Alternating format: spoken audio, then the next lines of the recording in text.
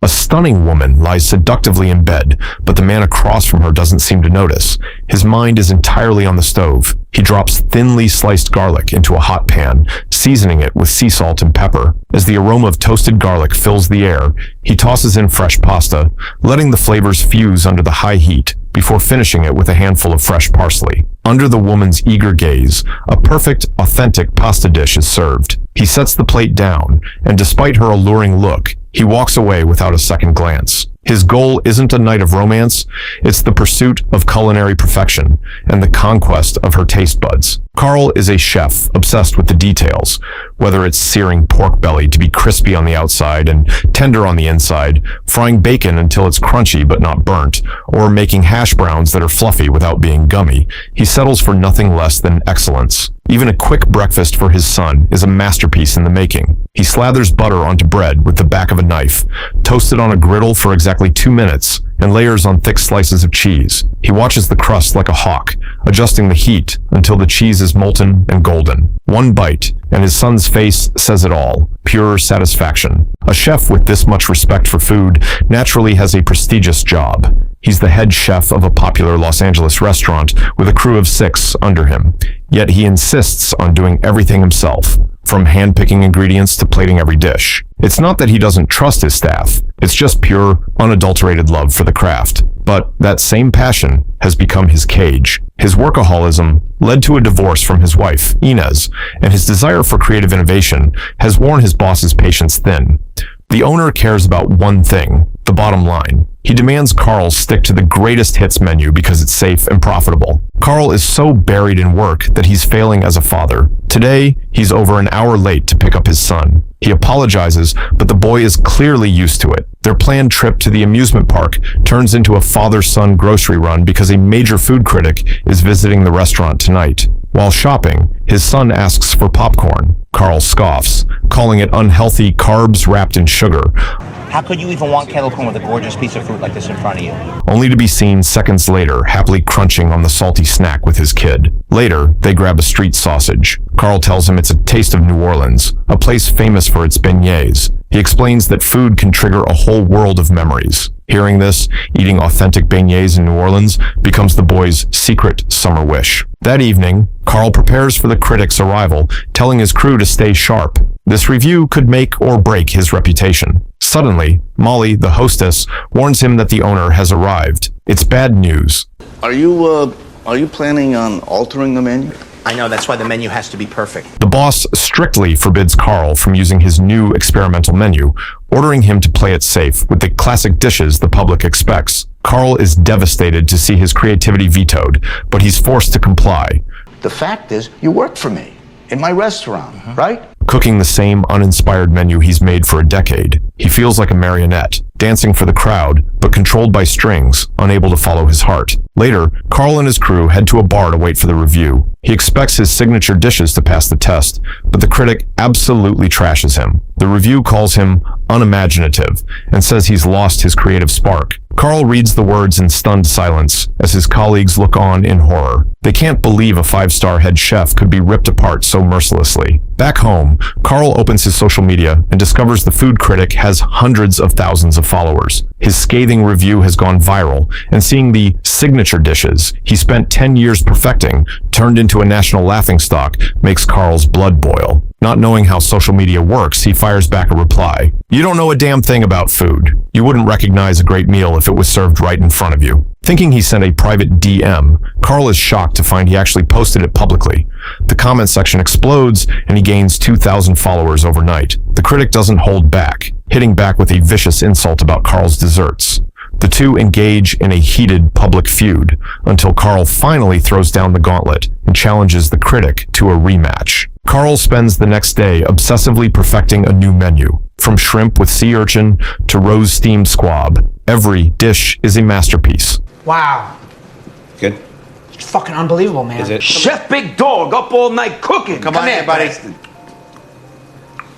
Wow, it's good. That's perfect, Chef. It's good. Seasoning? Oh, it's perfect. It's nice and spicy. It's nice, right? Yo, Big Dog. Yeah. Fuck Twitter. By dinner, the restaurant is packed with people eager to see Carl's comeback.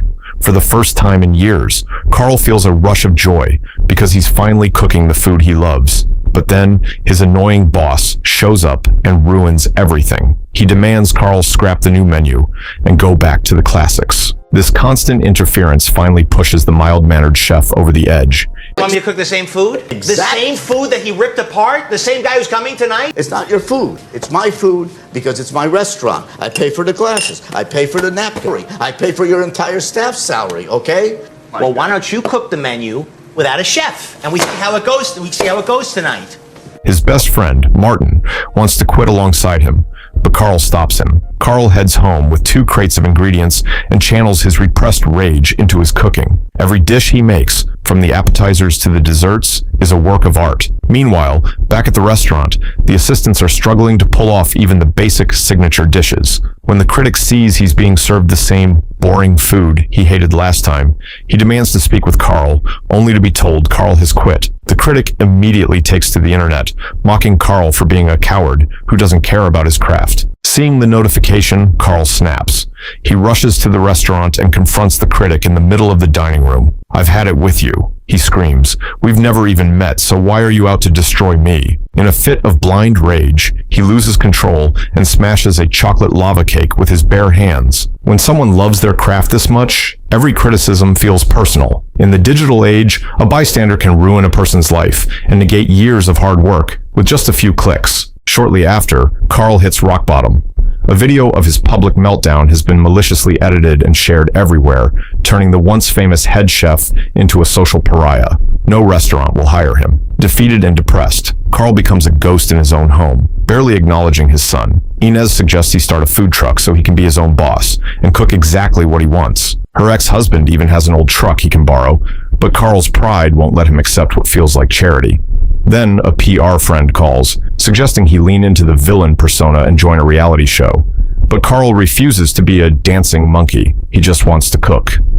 Carl spends his days drinking, with his girlfriend Molly as his only confidant. She points out that his job hasn't brought him happiness. It's actually made him blind to the things that matter, like the son who desperately needs him. Her words hit home. Realizing how much he's neglected his boy, Carl decides to take her advice and spend his free time being a father. With that, the two part ways on good terms. The next day, Carl goes to Inez's house to make amends. She tells him she's taking their son to Miami to visit her father and invites Carl along. Miami is where Carl's career began, where he fell in love with Inez, and where his son was born. It's a place filled with his best memories. Carl agrees to go, hoping this trip will help him find his way out of the fog. That night, the trio heads to a bar owned by Inez's father. Surrounded by the vibrant pulse of live music, Carl feels a spark of life he hasn't felt in years, and even his son can't stop smiling. It's here that Carl tastes an authentic Cuban sandwich. He's amazed it's still as good as he remembers, but Inez just smiles and says, "Yours is better." It clicks for Carl then. The trip to Miami wasn't about visiting family.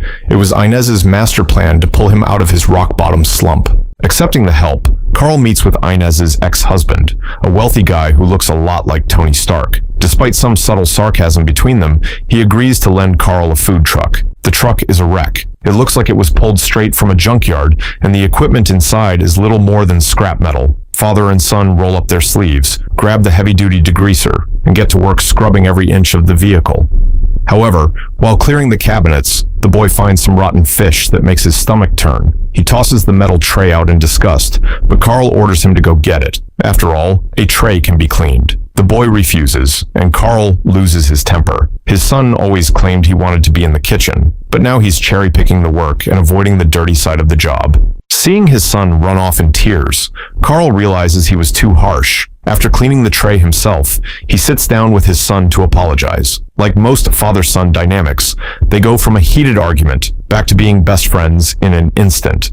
They head to a store to pick out kitchen supplies. Amid the awkwardness of spending so much time together, they both feel a long-lost warmth growing between them. Carl buys his son a professional chef's knife, telling him, "A knife belongs to the chef, not the restaurant. It's our job to keep it clean and sharp." Word travels fast. Martin, Carl's old buddy who was just promoted to sous chef back in LA, drops everything and travels 4,000 kilometers across the country to Miami just to work for Carl. That's what real brotherhood looks like. They decide to make the Cuban sandwich their star product. They source the finest pork shoulder, marinating it in citrus and lemon juice for 12 hours before slow roasting it for another 12. The result is authentic Cuban roast pork, crispy on the outside, tender on the inside, and so delicious it makes the boy nod in pure approval. Next, they thinly slice the pork and sear it, layering it with ham and cheese on fresh bread. They add pickles and a swipe of mustard before the most crucial step, brushing butter on both the bread and the griddle. They press the sandwich until the crust is golden brown and the cheese is molten. They slice it into thirds and take their first bite. The melted cheese dances on the tongue, blending with the savory meat and toasted bread. Carl's food truck is officially open for business. A crowd of workers soon follows the aroma. Seeing the big guys stuffing their faces is all the proof you need of Carl's talent. But then, the boy accidentally burns a sandwich. When Carl asks what he should do, the boy suggests selling it anyway. Carl immediately pulls him aside. If you love something, you do it with excellence. You don't settle for good enough and expect the customer to pay for it. That is the integrity of a chef who truly loves food, and it's the most important life lesson a father could ever teach his son. Following a full day together, the bond between father and son has reached a whole new level. Carl decides to hit South Beach tomorrow to see if the crowds will bite on their cooking. If the sales are there, the plan is to drive the food truck all the way back to Los Angeles. His son thinks it sounds like an epic road trip, and after getting mom's blessing, he's set to spend the rest of his summer vacation on the road with his dad. Thanks to Martin's connections, the beat-up food truck gets a professional makeover. Now looking like a masterpiece under the sun, the truck rolls into South Beach. With Martin's loud and proud hype, budget-friendly prices on the chalkboard, and those authentic Cuban sandwiches, the truck is instantly swamped with tourists. The cash box is overflowing as people snap photos for social media, quickly putting Carl's truck on the map. It even attracts a local code enforcement officer who, instead of making Carl move, Aren't you the lava cake guy? Yeah, from, My kid and I saw you on Tosh.0. You were hilarious. Hey, can I get a quick picture with you for my kid? the first stop is a massive success, and next, they head for New Orleans, the place the boy has been dreaming about. Every moment of the journey is captured on his phone and uploaded as short clips. Capitalizing on Carl's previous viral notoriety, the account explodes with engagement. On top of that, the boy records countless candid moments with his father, planning to edit them together as a precious souvenir of their time together. Carl might be clueless about tech, but he's soaking up every second of happiness with his son. After a day and night of driving, they arrive in New Orleans. Instead of opening for business right away, Carl takes his son to a legendary century-old cafe famous for its beignets. Carl tells him that you can't find this flavor anywhere else in the world. For the first time, Carl isn't obsessing over work, but is genuinely present for his son. When they walk back to the truck, laughing and talking, they find a massive line already waiting. This surge in popularity is all thanks to the boy's social media marketing. His geotagged posts, combined with Carl's online fame, have created a new viral sensation. You're the reason everybody's here. You know that. You're my new head of marketing. Thank you. It's another fulfilling and joyful day, with customers cheering for the father-son duo. Being able to do what you love while the money rolls in is the dream job, especially with blue skies, family, friends, and music along for the ride. This relaxed lifestyle has made Carl noticeably more cheerful and has brought him and his son closer than ever. As they roll through more cities, their culinary memory bank grows. Take Texas BBQ, for example, the result of pitmasters pulling all-nighters to slow-smoke meat for 18 hours. It's so popular it's usually sold out, and Carl only manages to score a few scraps through a local friend. But as a chef who truly loves food, keeping the flavor to himself isn't his style. Carl incorporates that hard-earned Texas BBQ into a brand new experimental menu. Without a boss to hold him back, the inspiration flows, and the customers are more than happy to pay for it. Carl has finally rediscovered his original passion while winning back his family. When Inez calls wanting to pick up their son because she misses him, Carl tells her it's not necessary. He'll bring him home before school starts. Looks here like you guys are having so much fun. I had beer. What is that? I tell him I love him. Dad got me a knife. He says I love you. What? I love you. I love you too. In that moment, through their son, they both express the underlying love they still have for each other. But good times are fleeting, and soon they reach the final stop of the trip. That night, Carl speaks to his son with heartfelt sincerity. He explains that just like the 10-second clips on his phone, life is made of these different journeys stitched together. Soon, they'll be back to reality. Carl busy running the truck and the boy busy with school.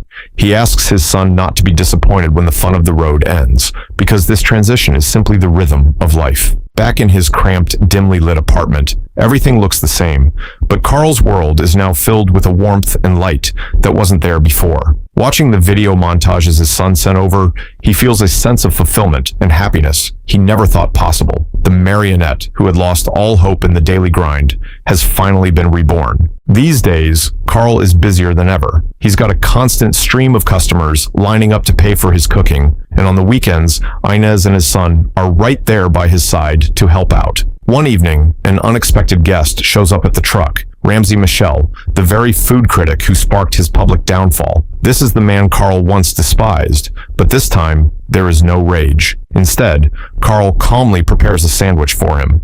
It turns out that when Ramsey saw the food truck going viral, he had someone go grab him a sandwich. One bite was all it took. The flavor was so stunning it completely won him over. Instead of posting another review, he decided to take action. He bought a storefront for Carl, handled all the permits, and gave Carl total creative freedom. The only catch? Ramsey gets to be the first one to taste every new menu item.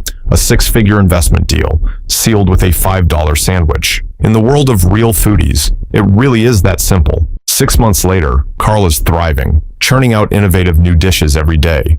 His relaxed, happy mindset has completely revitalized his life. In the very restaurant the critic invested in, Carl and Inez hold a party to celebrate their remarriage. There was a time when Carl's career took a wrong turn, and his love for food became a cage. He was stuck repeating the same steps every day, his creativity constantly vetoed. He was just surviving, numbly going through the motions, losing interest in everything around him. It took an unexpected road trip to transform him from a machine on an assembly line back into a true chef. But more importantly, the journey allowed Carl to reclaim the family and the love that had drifted away. These are the new recipes in the kitchen of his life, and they are, without a doubt, the most delicious and healing things in the world.